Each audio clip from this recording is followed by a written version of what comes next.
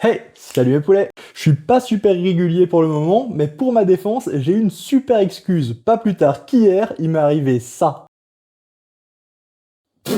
Ouais, désolé, je suis juste un énorme branleur en fait. Bref, aujourd'hui on se retrouve pour la dernière vidéo de la mini-série sur l'immobilier. On va parler de son lien avec la démographie. Parce que c'est bien joli d'acheter des appartements, mais si vous avez personne à mettre dedans, ça sert à rien. Et vous connaissez la musique, comme d'habitude, on se retrouve juste après l'intro.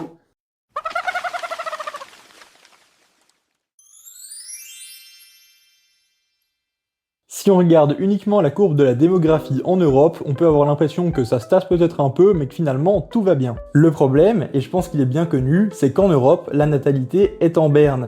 Et on va voir en quoi, à long terme, ça peut impacter vos investissements immobiliers. Déjà, vous êtes sûrement au courant, la population en Europe est vieillissante. On est passé d'un âge médian de 29 ans dans les années 50 à 43 ans aujourd'hui. Un changement qu'on peut évidemment imputer en partie au fait qu'on a une espérance de vie de plus en plus longue, mais aussi au fait qu'on a de moins en moins de naissances. Mais bien qu'on vive de plus en plus longtemps, on est toujours loin d'être devenu immortel, et un jour ou l'autre, les générations actuelles devront bien être remplacées par les futures.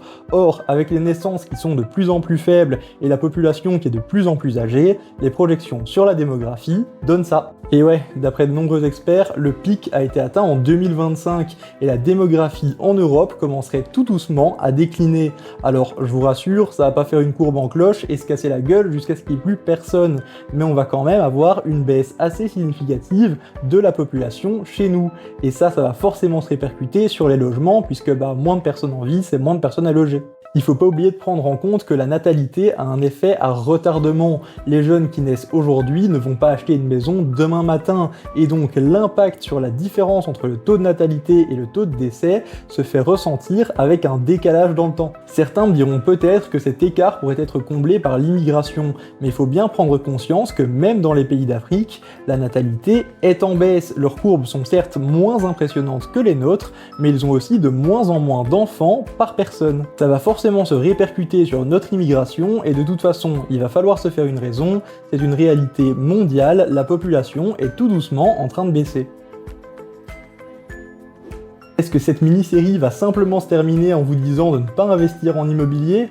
Eh ben non, j'aurais pas pris le temps de vous expliquer tout ça si c'était juste pour vous dire de fuir cette classe d'actifs. L'évolution de la démographie est à prendre en compte dans votre investissement, et il faut bien avoir conscience que peut-être que les plus beaux jours de l'immobilier sont déjà derrière lui, et qu'il sera relégué d'une classe d'actifs de performance à un actif qu'on va plutôt acheter pour avoir un côté défensif et de la diversification. Même si on peut quand même trouver des contre-arguments au discours que j'ai tenu aujourd'hui, notamment le fait que les jeunes achètent de plus en plus des biens immobiliers seuls, là où à l'époque de nos parents, ils achetaient généralement en couple, qui forcément implique le fait d'avoir plus de logements pour un même nombre de personnes. Après, c'est pas forcément non plus les mêmes logements, et si vous avez d'autres contre-arguments à donner, n'hésitez pas à me les donner en commentaire. Il est impossible de dire avec précision à partir de quel moment l'immobilier ne sera plus une classe d'actifs rentable, mais il y a de bonnes raisons de penser qu'aujourd'hui, il a encore de belles années devant lui. Cependant, il y a des tendances comme ici la démographie qu'il faut penser à surveiller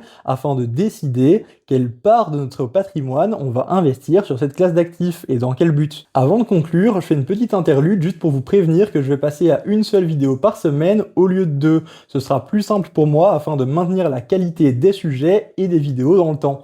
Pensez quand même à vous abonner, on se retrouve du coup la semaine prochaine pour une nouvelle mini-série, et puis d'ici là, moi je vous dis à bientôt mes poulets.